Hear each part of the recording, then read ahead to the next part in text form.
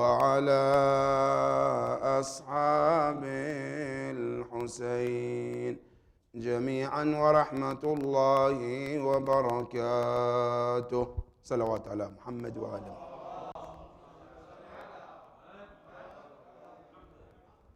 قال إمامنا الحسين عليه السلام: إني لم أخرج شرا ولا بطرا ولا مفسدا ولا ظالما، وإنما خرجت لطلب الإصلاح في أمة جدي، أريد أن أأمر بالمعروف وأنهى عن المنكر وأسير بسيرة جدي وأبي، فمن قبلني بقبول الحق فالله أولى بالحق، ومن ردني فأصبر حتى يحكم الله بيني وبينهم بالحق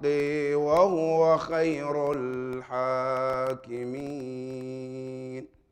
وصدق الإمام الحسين عليه السلام. اللهم صل. Tonight, as being the first night, as we begin the commemoration of Imam al-Hussein alayhi salam, tonight our topic is, what is the actual cause of Imam Hussein alayhi salam standing against Bani Umayyah? What was the actual cause? What was the actual reason why Imam Hussein alayhi salam stood against Yazid? There are many sayings throughout the history, and everybody say whatever they want. Some are right, some are wrong. But if you want to put everything in perspective, there are three answers to this question. Question number one, as we mentioned, why did Imam Hussein stood against Yazid? The first answer you can see from people is because he wanted to take his right. His right was taken by Bani Umayyah, and he wanted to take his right back.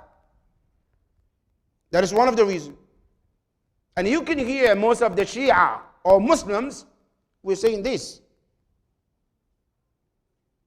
Some of them will say, no, the fight between Imam Hussein and Yazid is mainly about Khilafah, which today is about chair, power. Yazid took the power and Imam Hussein wants it back. And that is the reason of the whole tragedy of Karbala. This is when you come to us as Muslims and Shias, these are our reasons.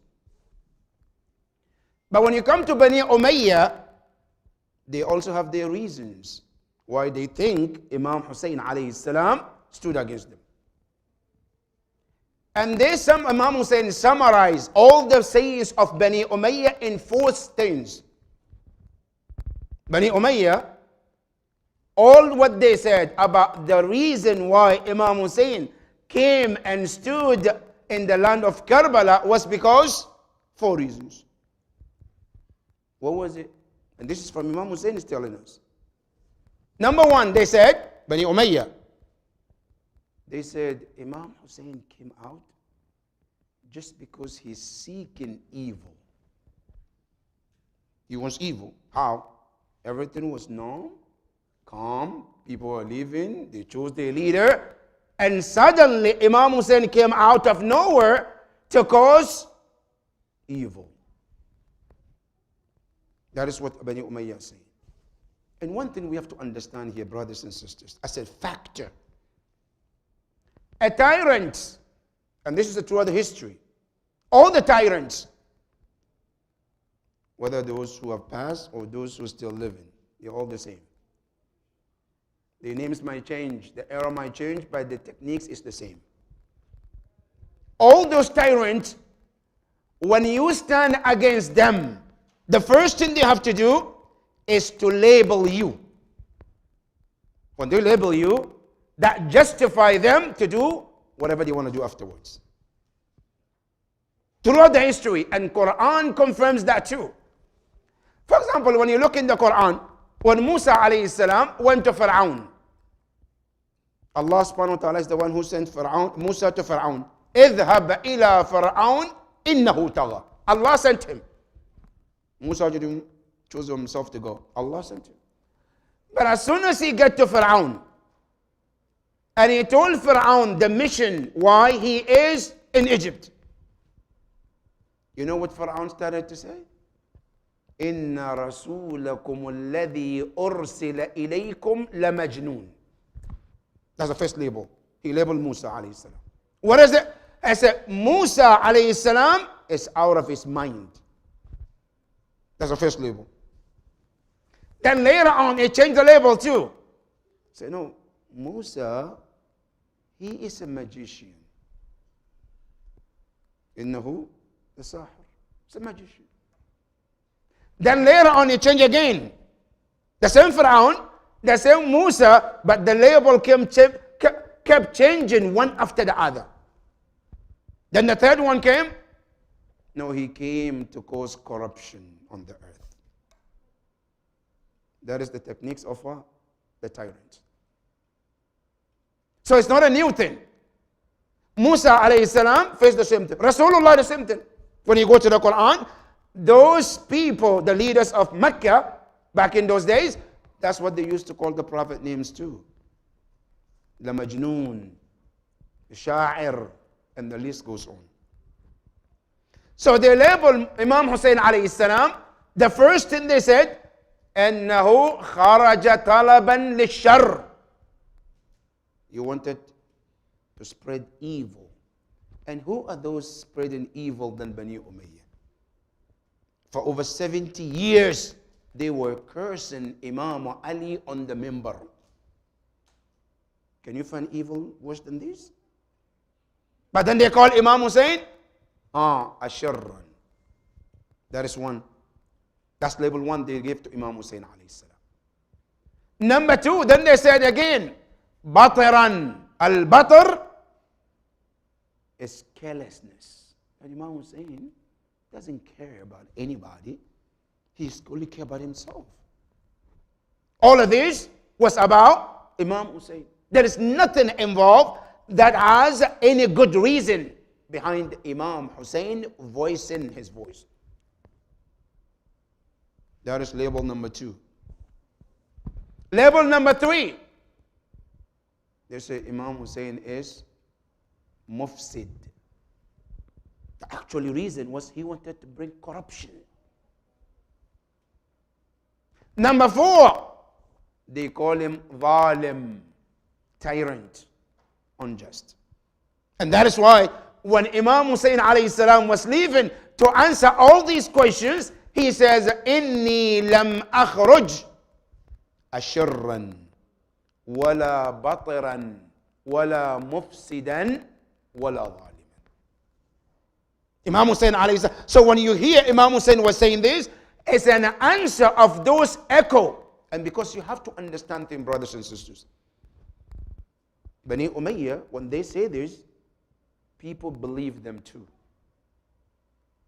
People accepted that Imam Hussein alayhi salam is really all of these things.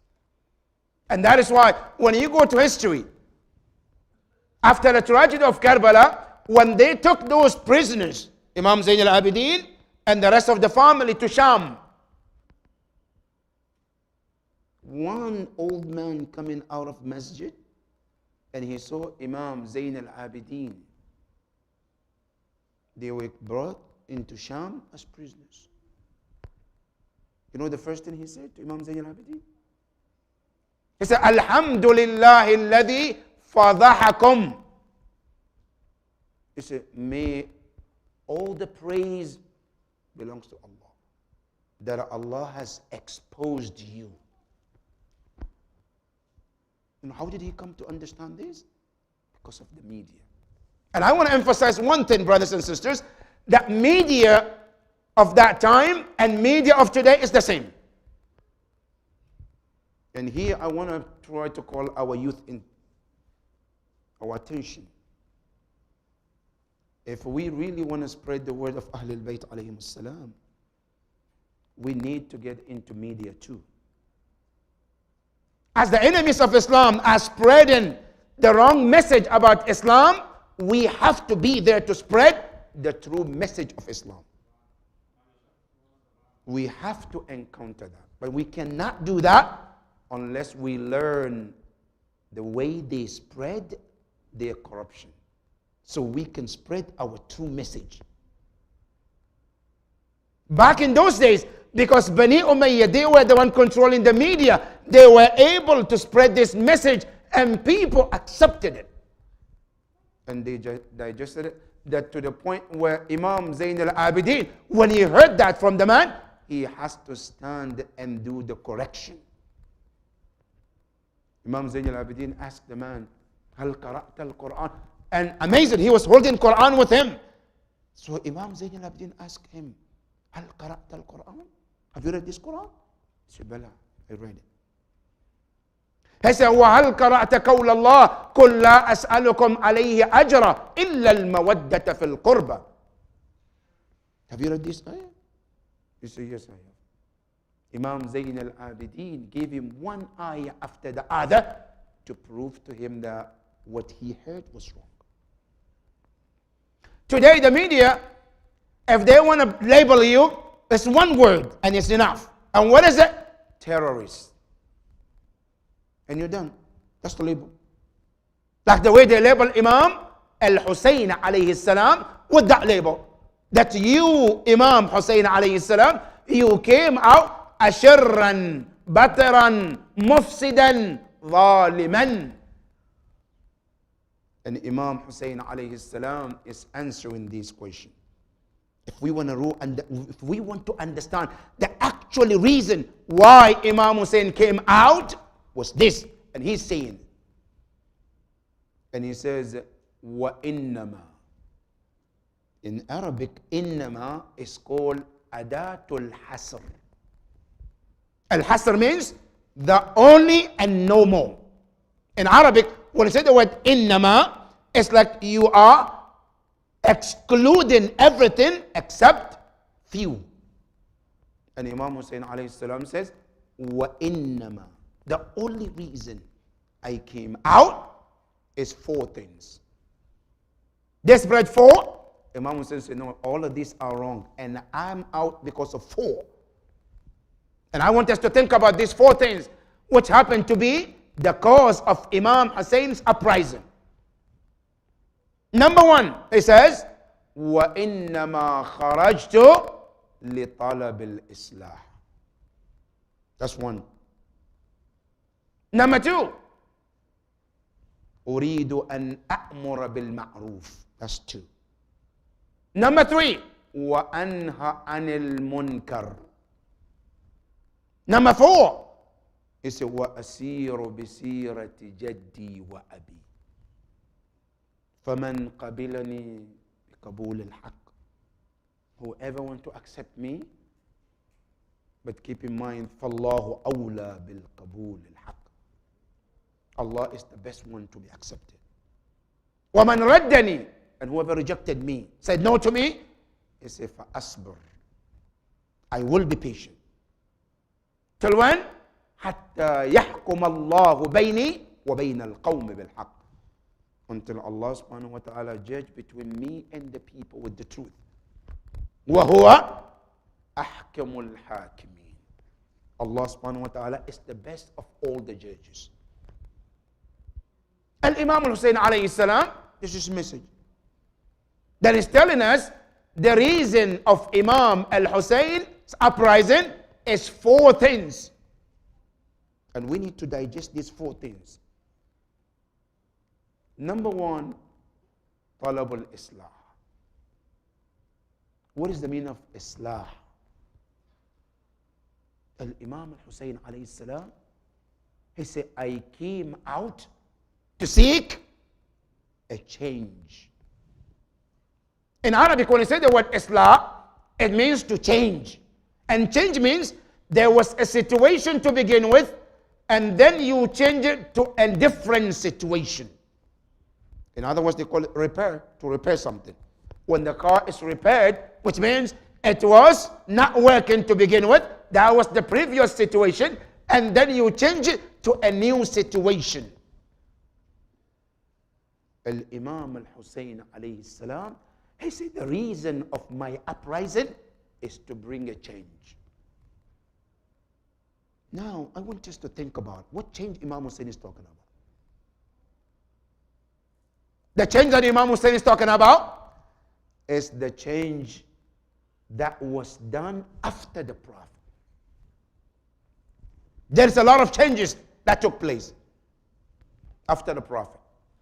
The sunnah of the Prophet that the Prophet taught was not left the way it is.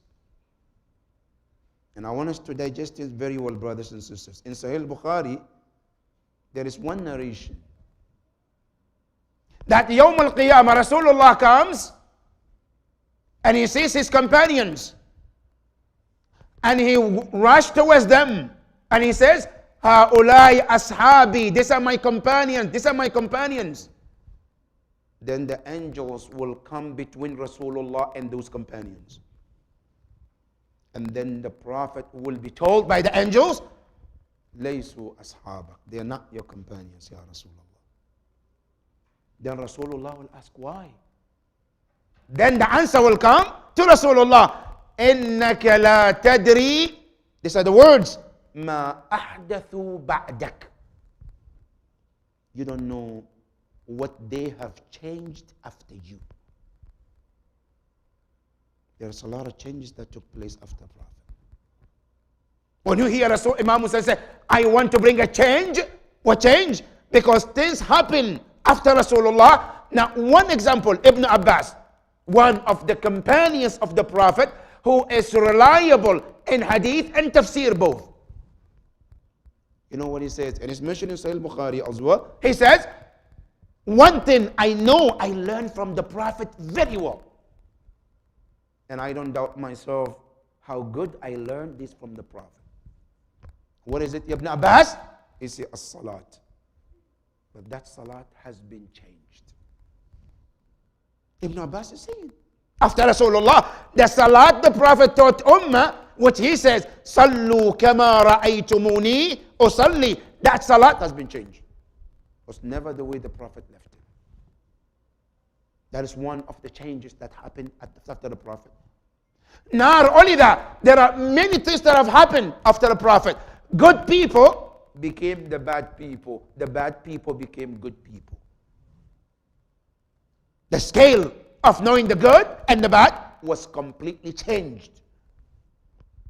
I'm going to give you some example from the history. One of them, his companion of the Prophet, was known as a good man, called Malik ibn Nuwayra. Malik ibn Nuwayra was a great companion along the time of the Prophet. After the Prophet, what happened? A companion known as Khalid ibn Walid was sent to him just to collect zakat. He went to him, and Khalid ibn Walid was asking him at night. He was at home, Malik ibn Nuwayra with his friends. He said, we are sent to collect zakat. Then Malik ibn Nuwayra said, okay, I'll pay zakat. Just give me time, I'll pay to the Khalifa. He said, no, you have to pay it right now. No, I'll pay it later. No, you can't. Then what happened? Later on, this Khalid ibn Walid ended up killing Malik ibn Nuwayra. And he said, this is word, and married the wife of Malik that night. What is the iddah? None of them. And today, what do we call Khalid ibn Walid? You check in the books of Muslims. Today it's called Sayfullah, the sword of Allah. With all of this crime that he committed, no, today he's a good person.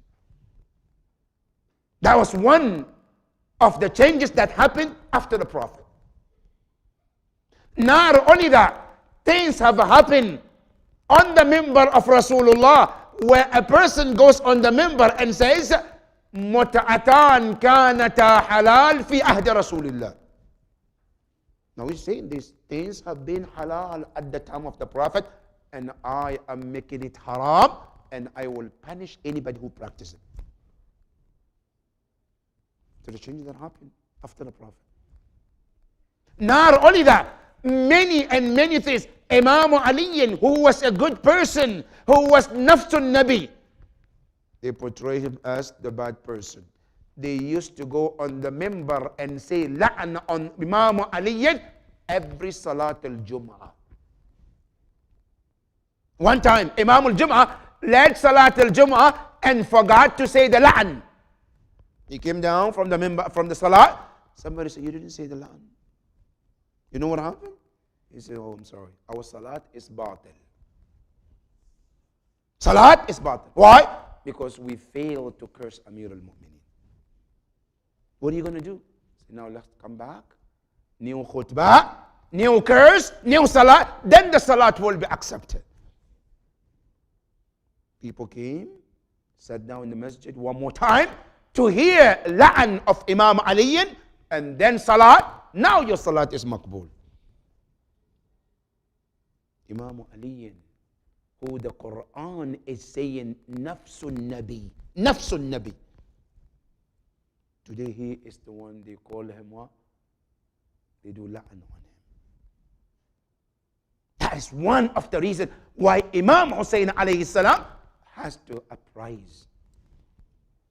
Not only that, you say after the Imam Hussein alayhi salam, when Imam Hussein, during the time of Muawiyah, there are many things happens too. But at the time of Yazid, things was worse than ever. Yazid ibn Muawiyah was the man who was known as a man who never prayed. When he was reminded about Salah, what did he say? He says, Da'ni was Salat. Leave me with prayer. Leave me. Don't even talk to me about prayer.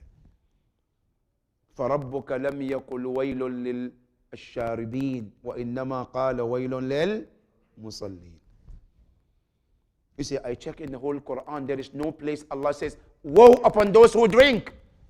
But I've seen in the Quran where Allah says, woe upon those who pray. So what are you talking about Salah? That's Yazid. Not only that, Yazid ibn Muawiyah wanted to travel on Friday. He is going out of the town. So he has to tell people, so Friday Salah will be done on Thursday. So people, what do you think? They say, sure. Amir al-Mu'mineen, go ahead. People prayed Salat al-Jum'ah on Thursday because he is going out of town. Salat al-Fajr, he led people 4 rak'ah and then turned and said to people, do you want more? People said, no, 4 is enough. Thank you. That was the situation that Imam Hussein alayhi salam was faced with. That's that. So when Imam Hussein alayhi salam said, إِنَّمَا خَرَجْتُ لِطَلَبِ الْإِصْلَاحِ, this is the change that Imam Hussein is talking about. When Imam Hussein alayhi salam talk about Islah, to change this wrong situation that Bani Umayyah have now brought as a new norm, has to change back to what the Prophet brought as the true religion and true practices. And that was the first thing. Imam Hussein said, وَإِنَّمَا خَرَجْتُ لِطَلَبِ الْإِصْلَاحِ. And that is what, when you hear Imam Hussein say Islah, he says, فِي أُمَّةِ جَدِّي. Not Islah للشيعة or Islah للمسلمين. No. He says Islah فِي أُمَّةِ جَدِّي. That change is for all humanity. And that is why today you see all humanity, they have a respect and honor for Imam Hussein alayhi salam. Today when you go to Karbala, you see Christians, they come with the cross to pay their respect to Imam Hussein alayhi salam. Because they know that Imam Hussein was not just for Shia. His uprising is for all humanity.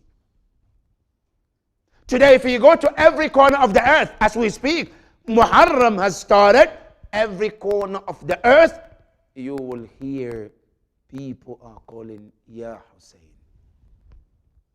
Regardless of all the ethnicities. You go to Africa, you go to Asia, you go to Europe, you go to Arab world, you come to South America, you come to Rush, everywhere. Everybody is calling Ya Hussein. Because they know what Imam Hussein stood for is not just for Shia or Muslims only. He stood for the entire ummah. لطلب الإصلاح في أمة جدي. That is number one. Number two, Imam Hussein alayhi salam says, أريد أن أأمر بالمعروف. I want to do أمر بالمعروف. Command people to do the right thing. You know why? Because back that time, people are not doing anything called أمر بالمعروف. Nobody dared to say a word to Yazid or Muawiyah for any wrongdoing. And I'm going to remind you myself, brothers and sisters, because today is similar today to our situation too. Today, this Amr bil Ma'ruf is one of the wajibat in our Islam, and especially in the Shia school of thought. But how many of us are doing Amr bil Ma'ruf? Today, when we see something wrong, the first thing we say, none of my business. What have to bother? It's not my house. It's not me. It's not mine. It's not my family. That's our answer. When Imam Hussein is telling us, when something is going wrong, it's your business. And you have to do something. If you don't, you know what happens?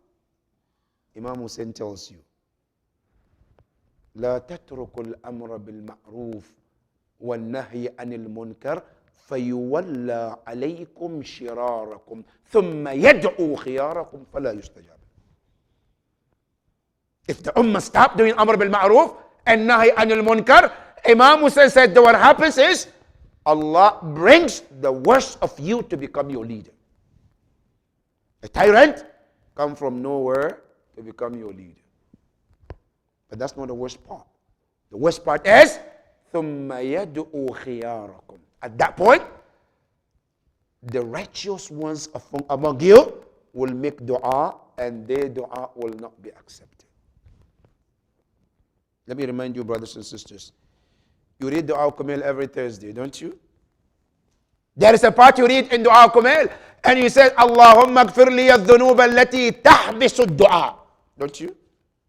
Oh Allah, forgive me the sins that blocks my dua from acceptance.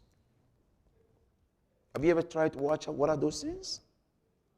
That I pray, I ask Allah. Allah tells in the Quran, Udu'uni astajib lakum. Call upon me and I will answer you. But then you come to the dua, Allahumma gfir li al-dhunub allati tahbisu ad-dua. I'm praying, but my dua doesn't get anywhere. Have you ever stopped to think, what is the cause? Imam Hussein is telling you. One of the causes is, when you and I stop doing Amr bil Ma'ruf and Nahy anil Munkar. Imam Hussein alayhi salam, he said, I want you, أريد أن أأمر بالمعروف وأنهى عن المنكر. And forbid what is evil. That is number three. And number four, وأسير بسيرة Jeddah. And keep the path of my grandfather. And also my father, Imam Ali alayhi salam. Then he said, فَمَنْ قَبِلَنِي, whoever accepts me, فَاللَّهُ أَوْلَى بِالْقَبُولِ. Allah is the one who is the best to be accepted. وَمَنْ رَدَّنِي, whoever decided to reject me and say no to me, he says, Asbir. Allahu Akbar. Look at the akhlaq of Imam Hussein alayhi salam. He didn't say, I'm going to fight them. He didn't say, I'm going to kill them. He said, Asbir, I will be patient. And leave the matter to whom? To Allah. حتى يحكم الله بيني وبين القوم, until Allah decide between me and the people. And they say, وَهُوَ خَيْرُ الْحَاكِمِينَ. Because I believe Allah is the best of all the judges. That is Imam Hussein alayhi salam. Now, when you look at the time of Imam Hussein alayhi salam, Amr bil Ma'ruf was not done. There was things needed to be changed. And at the same time, there were people also in Kufa who were asking Imam Hussein to come.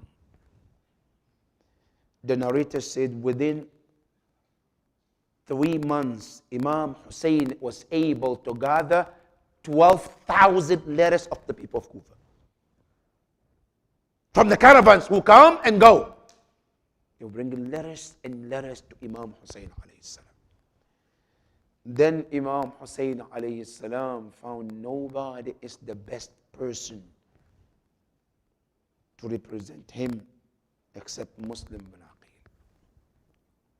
Muslim bin Aqil never traveled. Was the person from Medina. And now he has any money. He was poor, but when the message came from Imam Hussein alayhi salam, Ya Muslim, I want you to travel to Kufa. Allahu Akbar. Muslim bin Aqil didn't ask any question other than to say Sama'an wa ta'atan. And I want to ask myself a question. Today, if you and I, our 12th Imam comes today and ask you and I to go to any place that you know is dangerous. Now let's assume today, North Korea. Right? Let's assume. So I want you to go there. But do what? Go and deal with that leader. And you know for sure you might lose your life at any point. You have children, you have a wife, you have life. Are you willing to go? Or are you going to find an excuse? This is the message of tonight, brothers and sisters. This is the message that we have to ask ourselves. Muslim bin Aqil was tested and he passed the test. At the time of Rasulullah, people were tested. At the time of the Prophet, he asked people, come, let's go to the war. You know what they say? Inna buyutana awra. Our houses are not good conditions. They make an excuse so that they don't want to go. If the 12th Imam is to appear today, as we pray for his appearance, he comes and says, brother or sister, I want you to go to this place. And you know there might be any problems that you can think of. Are you really ready to go? Now Muslim bin Aqil is that example. Narrator said he didn't even have money. He has to borrow money from someone to go to where? To go to Kufa. Muslim bin Aqil were with the 3 men on that way. 3 of them died because of the difficulty of the way. Muslim bin Aqil finally survived to get to Kufa. And when he get to Kufa, he went to the house of one of the lovers of Ahlul Bayt alayhim salam, known as Hani ibn Urwa. They stayed in their house. You know, tonight I want us to take a message, some lessons from the life of these men. Because sometimes when we talk about Ahlul Bayt, our excuse is, oh, they are ma'soom. But there are people who are not ma'soom. They are human beings like you and I. But they have examples for us to live and follow that footsteps. One of them is Muslim bin Aqil. Muslim bin Aqil went to Iraq with the letter of Imam Hussein alayhi salam, which he read to the people of Kufa, filled in the Masjid-e-Ali. And as he was reading that letter, everyone in the masjid was crying. That letter is like they're reading or hearing the voice of Imam al-Hussein alayhi salam.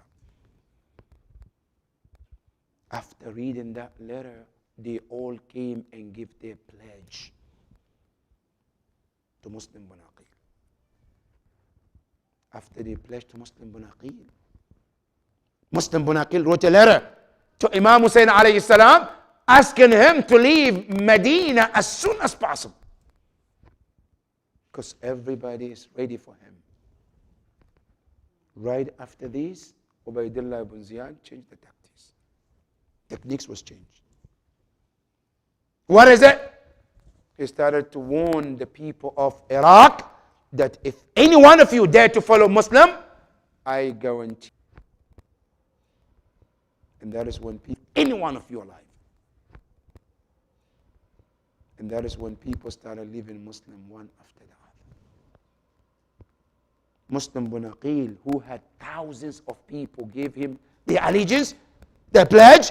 Now what happened? The same people started leaving Muslim bin Aqil one after the other, till the time came that Muslim bin Aqil led the salat. He turned back. Nobody was behind him. Muslim bin Aqil left the masjid. Didn't know what to go. He went to the house. He found that his host has been taken to the custody. Muslim bin Aqil knew, if I am to go back to the house, they will come after me too. Muslim bin Aqil started going around the Kufa where he doesn't know anybody. And the Kufa of that time is not the Kufa of today.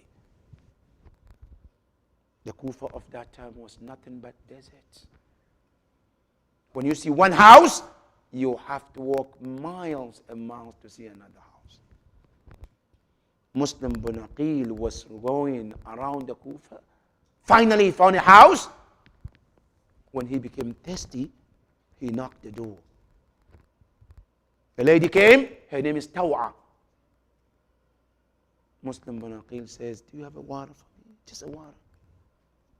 Been walking around the hills, mountains, all night, and I'm tired. Can you help me with the water?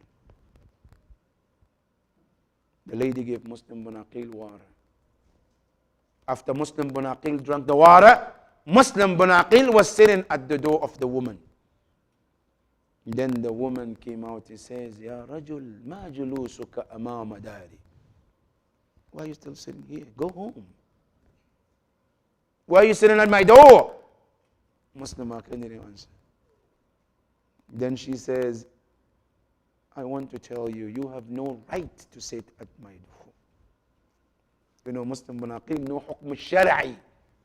When somebody says, you are not allowed, which is haram.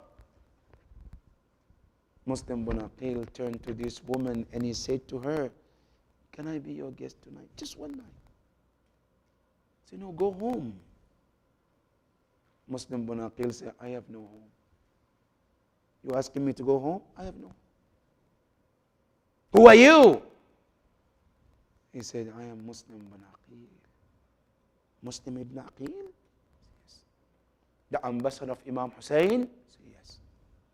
Allahu Akbar. He said, come on in. She allowed Muslim bin Aqil in the room. She was so kind to Muslim bin Aqil that night. Muslim Aqil that night, he spent in salat and dua and dhikr. That's all Muslim bin Aqil will do. But unfortunately, that woman had a son.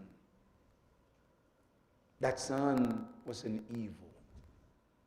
He came and he saw Muslim bin Aqil. Immediately he told Ubaidullah ibn Ziyad, the man that you're looking for is in my mother's house. They came after Muslim bin Aqil in that house. Muslim bin Aqil was praying and he can hear the horses, the noise. And he knew something is not right. He looked at the window and he saw hundreds of men. But you know, Muslim bin Aqil has a legacy, brothers and sisters. The legacy is what? Muslim bin Aqil knew that he was alone as a person, but he knew he was not alone as a servant of Allah. When you have Allah, you have everything. And this is the message for my brothers and sisters. When you are in the school, in the university campus, and you are the only Muslim or the only Shia, don't be disheartened. Don't be sad. A sister, you work in a place and you are the only hijabi. Don't be disheartened. Don't be sad. Muslim bin Aqil is your legacy. It's your role model. He was alone, but he knew he has Allah with him. Muslim bin Aqil did not come out and say, here I am, take me. No. Muslim bin Aqil got himself ready and he walked out ready to defend himself. Not to fight, not to begin the fight, but to defend himself. And surely that's what happened.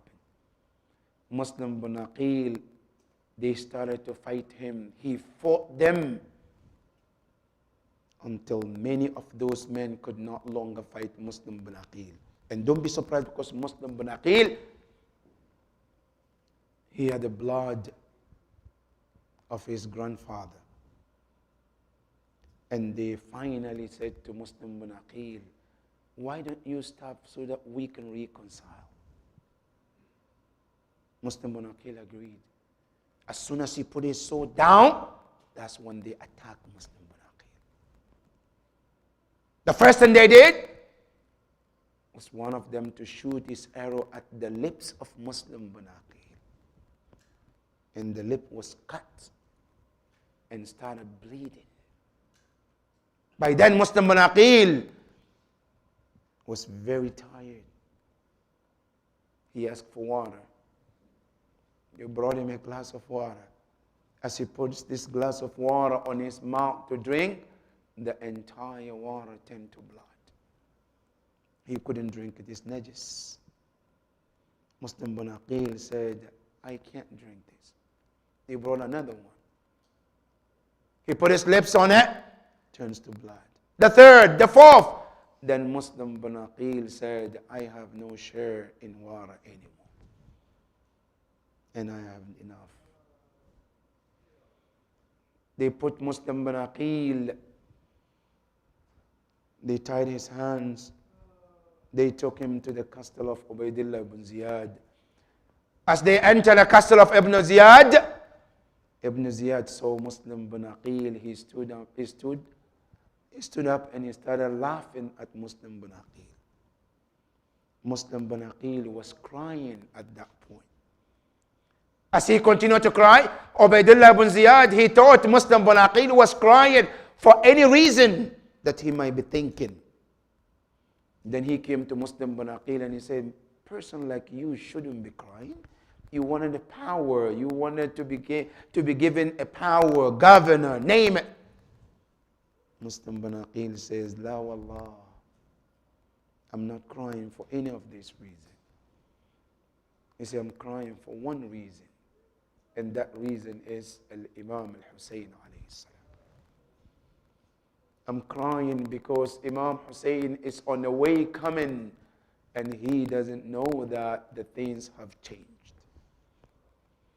My tears is for Imam Hussein. Not power, not money, nothing. Allahu Akbar. Imam Hussein alayhi salam was on his way. Muslim bin Aqil was captured. After he was captured, Muslim bin Aqil said to Ubaidillah ibn Ziyad, I have a request. So what is your request? He said, my request is, I have three things. It's like three wishes that I want to be granted. What are the three wishes? He said, number one, before I left Medina, I borrowed money from someone. Look at Muslim bin Aqil. At this point, he doesn't forget his responsibility. He said, I want the money to be paid back. The second request is this. After I get killed, I want my body to be washed and be buried like any Muslim. The third wish, whatever it takes, make sure that Imam Hussein get this message not to come to Kufa. These are my three wishes. None of these wishes was granted. Muslim bin Aqil, the first shaheed of Karbala. Of all the shuhada, Muslim bin Aqil was the first one. They took Muslim bin Aqil to the top of the building. His hands were tied at the back. Muslim bin Aqil was saying, Inna lillahi wa inna ilayhi raji'un. As he was saying this, he was crying and tears was running on the face of Muslim bin Aqil. As they took Muslim bin Aqil to the top of the building, then they chopped off the head of Muslim bin Aqil. And as the head was fallen, they pushed the body of Muslim bin Aqil, following the body along with the head. As the body fell on the ground, they did not leave Muslim bin Aqil in that situation. Ubaydullah ibn Ziyad then asked his army, can you take your camels and the ropes, tie those camels with the body of the body of Muslim bin Aqil, and drag the body of Muslim bin Aqil throughout the city of Kufa, so that the people of Kufa can see how we are going to treat anybody who dared to follow Imam Hussein alayhi salam. But the tragedy that stopped the mu'mineen, the children of Muslim bin Aqil, Muhammad and Ibrahim, one is 80 years old, one is less than 7 years old. They too was taken to the prison. When they put them into prison, what happened to those two children? All they could do in the prison was to pray and make dua and read Quran. That's all they learned from their father. One night the prisoner came to give them food. As he came, he saw them, they were praying. And as he saw they were praying, he was amazed and got excited with those children. He sat next to the door watching those two young boys just praying. After they finished, he went close to them and he asked them, who are you? The first one says, my name is Ibrahim. One said, my name is Muhammad. I said, who are you? Who's your father? They said, our father is Muslim bin Aqil. The one just got killed not too long ago. He said to them, Wallah, I feel for you. I don't know what I can do for you. I want to help you. The only thing I can do is to let you run away. But where are you going to go? I don't know, but I can help you to escape. He opened the doors for them. They both escaped that night. They didn't know where to go. As they were running from one place to another, they finally get to the river. They got water, they drank the water. They were sitting there reading Quran. A lady came to get water. She saw them. She too was amazed with these young boys. She said to them, who are you? Where you are? Where are you going? Why are you here? They said, we are the children of Muslim bin Aqil. Our father was killed. We don't know anyone. The woman said, can I take you to my mistress? Maybe she can help you. He said, no problem. I'll take you. Come on with me. She took those two boys with her to the house. She told the lady the story that those young boys told her. Then she said, oh, you are now safe in this place. I'll take care of you. She gave them food. She gave them water. She gave them place to sleep. Allahu Akbar, they were sleeping in the middle of night. My Ibrahim woke up and he said, I saw my father Muslim, and he was crying, telling me, my son, you are coming closer to me. Sooner you will be with me. He woke Muhammad up from his cry. Muhammad also started crying. They both started crying.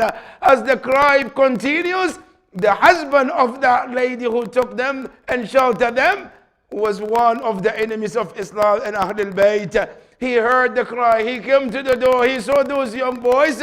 He walked and they said, who are you? They said, we are the children of Muslim bin Aqil. The children didn't know how even to lie. They were telling truth as it is. As you can tell, they're innocent children.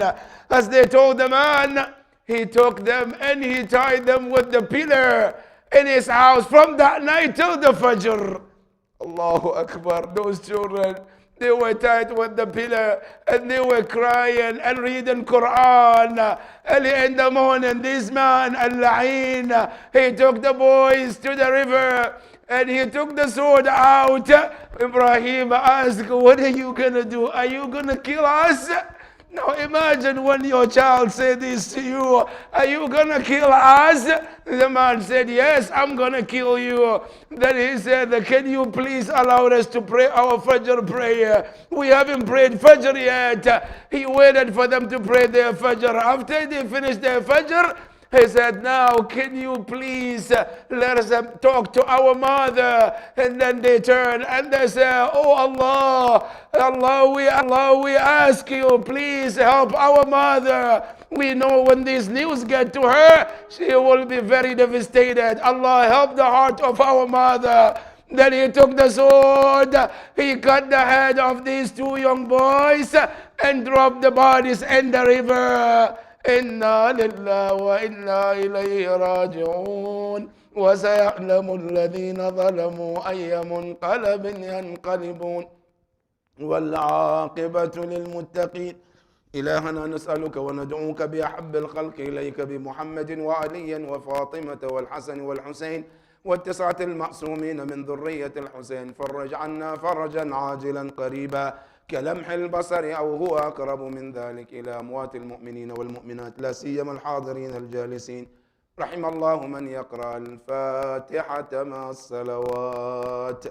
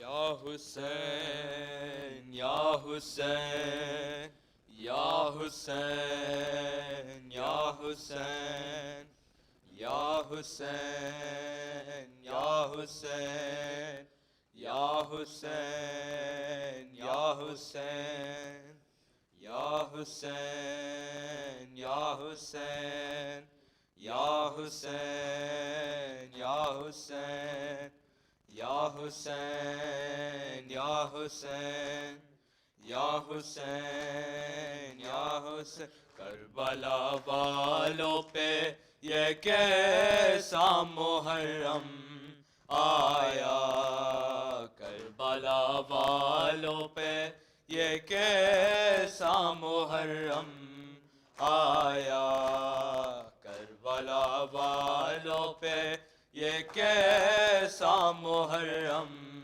आया, Karbala वालों पे ये कैसा मुहर्रम आया। खून टपकता हुआ अब्बास का परचम आया, करबला वालों पे ये कैसा मुहर्रम आया, करबला वालों पे ये कैसा मुहर्रम آیا جیسے جیسے میرے غازی کا علم جھکتا گیا جیسے جیسے میرے غازی کا علم جھکتا گیا پشت میں حضرت شبیر کی بھی غم آیا خون ٹپکتا ہوا عباس کا پرچم آیا کربلا والوں پہ یہ کیسا محرم آیا کربلا والوں پہ یہ کیسا محرم ظالمو اس کو تو دو بوند پلا دو پانی ظالمو اس کو تو دو بوند پلا دو پانی اب لبوں پر میرے بے شیر کے دم آیا خون ٹپکتا ہوا عباس کا پرچم آیا کربلا والوں پہ یہ کیسا محرم آیا کربلا والوں پہ یہ کیسا محرم آیا کربلا دیکھ لے اسلام بچانے کے لیے کربلا دیکھ لے اسلام بچانے کے لیے سات کنبے کو لیے وارث آدم آیا خون ٹپکتا ہوا عباس کا پرچم آیا کربلا والوں پہ یہ کیسا محرم آیا کربلا والوں پہ یہ کیسا محرم آیا سارے موسم تو گزر جاتے ہیں آ کر لیکن سارے موسم تو گزر جاتے ہیں آ کر لیکن بس ہمیشہ کے لیے موسم میں ماتم آیا خون ٹپکتا ہوا عباس کا پرچم آیا کربلا والوں پہ یہ کیسا محرم آیا کربلا والوں پہ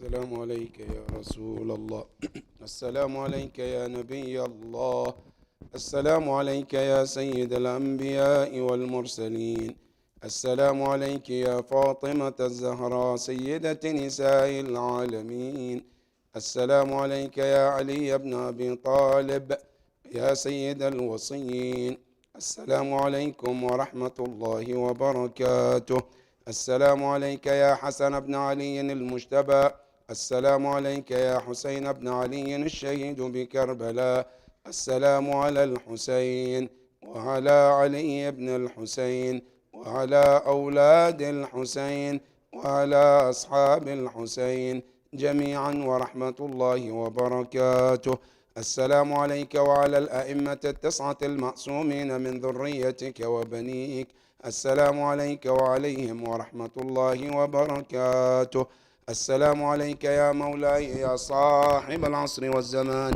السلام عليك يا شريك القرآن. السلام عليك يا إمامي وإمام الإنس والجان.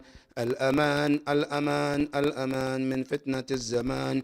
أجل الله تعالى فرجك وظهورك، وسهل الله مخرجك، وجعلنا من أعوانك وأنصارك ومن المستشهدين بين يديك جميعا، ورحمة الله وبركاته.